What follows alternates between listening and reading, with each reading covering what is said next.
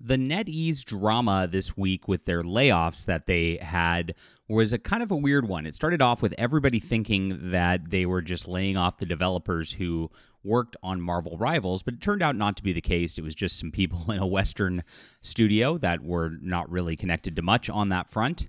And now it's looking like there's going to be more funding being pulled from other Western developers because they're lazy, entitled, slow, and woke. Now, this is pretty interesting right here because we've seen a lot of Western developers in layoffs lately.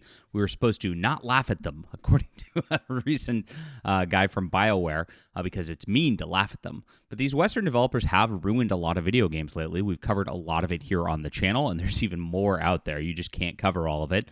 And we do try to get as much as we can on Fandom Pulse here, which is my news website that I work on with John Trent. So grab a subscription here, guys. It's in the description below. Please support us. We're doing this full time with zero advertising, and so we rely on gamers like you. It's a great way to support the channel. It's only $5 a month, and it helps us to report the news. We do multiple stories a day. John Trent was doing like 8 a day the last few days. He's been crushing it, and this is just the most recent of it. So thank you, guys. Check that out, and please hit the like and subscribe button. Join us here as we talk about all things in the culture. All right, so new rumor alleges that NetEase might pull funding from other Western studios in the wake of laying off Marvel Rivals developers in its Seattle studio. It was originally reported by Marvel Rivals game director Thaddeus Sasser that NetEase laid off its entire Seattle-based team. He wrote on LinkedIn, "This is such a weird industry. My stellar, talented team just helped deliver an incredibly successful new franchise in Marvel Rivals for NetEase games. They were just laid off." As for what his team did, he explained, and this is it. A lot of our time on the project was spent as sort of an R&D branch, coming up with new level design mechanics, gameplay mechanics, and so on.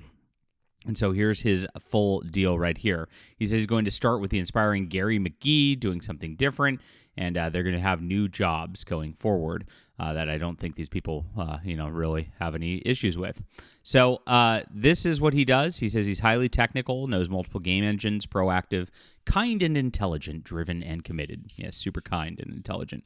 NetEase confirmed the layoffs. They explained to IGN, "We recently made the difficult decision to adjust Marvel Rivals development team structure for organizational reasons to optimize development and efficiency for the game. This resulted in a reduction of design team based in Seattle, part of a larger global design function in support of Marvel Rivals. We appreciate the hard work and dedication of those affected. We'll be treating them with confidentiality and respectfully with recognition for their individual contributions." Next, it stated, "We wanted to reassure our fan base that the core development team for Marvel Rivals, which continues to be led by lead producer Wei Kong Wu and creative game director Guangyun Chen in Guangzhou, China, remains fully committed to delivering an exceptional experience."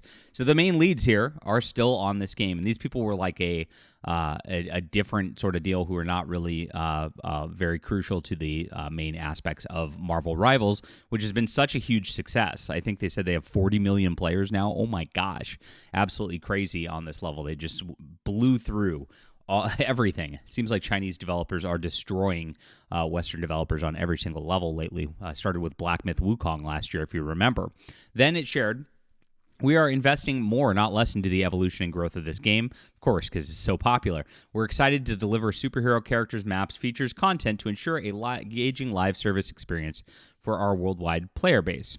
Now, a new rumor from Mark Kern indicates that a Chinese company might be pulling funding from multiple Western studios because it believes them to be lazy, entitled, slow, and woke. And this is exactly what we've seen with lots of games over the last few years. They are lazy, they're entitled, these people are crazy, they are slow, and they are woke. I mean, if you look at how long Conquered took to develop and how much money was thrown into that for its woke travesty, it was crazy. Same with Dragon Age the Veilguard. How many years did that take out there? A lot.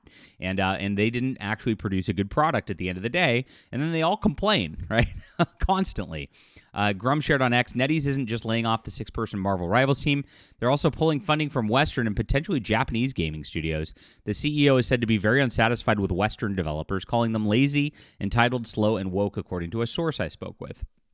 He went on to share that 13 studios are under review: Fantastic Pixel Castle, Rebel Wolves, which did Witcher for a while, World Untold, Skybox Labs, and Bad Brain Game Studios, Jackalyptic Games, which is the Warhammer MMO, and then Jack of Sparks, pulled funding in January, Anchor Point Studios, T-0 Entertainment, Bullet Farm, Quantic Dream, and Spliced Anchor Point Studios. They are huge investments by NetEase, founded by very top veterans from AAA gaming, and mostly made during the high-flying game demand driven by the COVID boredom, a demand which has since contracted. We'll soon see what studios remain funded and which are left scrambling for new investors in the climate where, according to my source, it's extremely difficult to find game investors.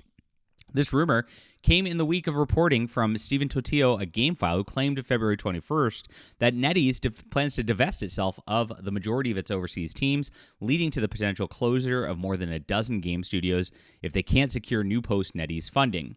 A NetEase spokesman informed that the outlet and all studios and projects are in constant review and evaluation, and NetEase will determine changes as needed made through the process. Furthermore, their CEO noted during a conference call that the company is still committed to support, quote, really high-quality studios and really master creators. That's our strategy. There's no change in that. Bloomberg, though, says they've curtailed support for about a dozen games and shut down many projects in NetEase studios in China, may not release many major titles this year. Looks like they're going to rest on the laurels of Marvel Rivals with a live service game and different seasons and different downloadable content that people are going to be buying. It looks like this will just be a big winner, and they're going to focus all their efforts here. It makes a lot of sense as that goes forward. Cut the stuff that doesn't work. Keep going with the stuff that is working very well. So interesting stuff right there, because the video game industry as a whole is having a lot of problems. And, of course, there's now a 10% tariff on China imposed by the U.S. government, claiming it was in response to China's intellectual property theft, forced technology transfer, and unreasonable behavior. But this is pretty interesting stuff right here, and it looks like they're just fed up with these people, as we are. Everybody in this side of the aisle, and actually the centrists and even a lot of the leftists at this point, I guess there are a lot of leftists in this space who pretend that they're otherwise, are so fed up with these woke activists just destroying video games on every single level. We've seen a February so far that has been the hallmark of laziness, with Avowed RPG at the front of that as like its poster child, where it's done every single lazy Western developer trick. They added pronouns to things. They made it super woke. They black-eyed everything in a fantasy setting. And on top of it, they just made basically a copy pasta of Elder Scrolls to just make it a bare bones version of that, which is not even any better looking than the stuff that was being produced for Skyrim like 10 years ago. It's absolutely crazy to see how lazy these developers are, and that's exactly what we're seeing here. It's slow and woke like everything else, but Marvel Rivals is chugging along, like I said. 40 million players at this point. That's absolutely crazy. It's been a lot of fun to play this game, and of course, this game is going to only get better as they've just done some balancing mechanics tweaks in a patch this week that is meant to just make the gameplay more fun for everybody else. And we'll see how it rolls as it goes along. For now, China seems to be winning. What do you think about this? Leave a comment down below. Love to hear from you. Hit the like and subscribe button. And please sign up for our Fandom Pulse Substack. It's in the description below. Really appreciate all you gamers for being here.